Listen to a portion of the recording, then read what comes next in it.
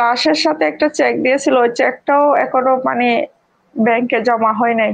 আমরা সরকারের কাছ থেকে কোনো রকম সহায়তা এখনো পর্যন্ত পাই নাই। জমা হয় নাই মানে আপনারা জমা দেন নাই নাকি ক্যাশ হয়? জি, দিয়েছি, ক্যাশ হয় নাই। আমরা পরিবারে আছি ৩ ছেলে।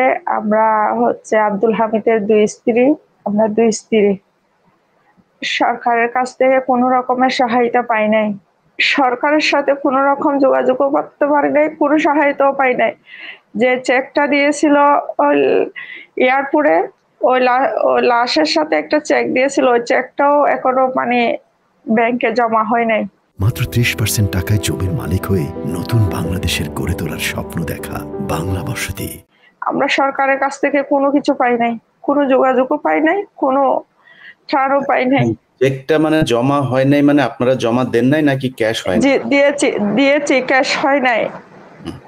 ওখানে নাকি গভর্নরের অ্যাকাউন্টে নাকি টাকা নাই। আমরা যখন ওখানে দিছি, ওখানে টাকাটা আসছে, মেসেজ আসছে। আমরা যখন ব্যাংকে গেছি, ওখানে বলতেছে গভর্নরের অ্যাকাউন্টে টাকা নেই, ওটা আবার রিটার্ন হয়ে গেছে। ওই কথাটা বলছে। আমরা সরকারের কাছ থেকে কোনো রকম সহায়তা এখনো পর্যন্ত পাই নাই। আমার হাজবেন্ডকে পাই নাই। আমার হাজবেন্ডকে তো মিতা আনতে হয়েছে যে আমি চাই আর ২৪ জন যেন তাড়াতাড়ি ছাড়িয়ে নিয়ে আসেন ওদেরকে। আপনাদের কাছে একটা রিকোয়েস্ট, সরকারের কাছে রিকোয়েস্ট, আমরা চাই আমাদের ফ্যামিলিকে যেন শুদ্ধভাবে স্বীকৃতি দেওয়া হোক।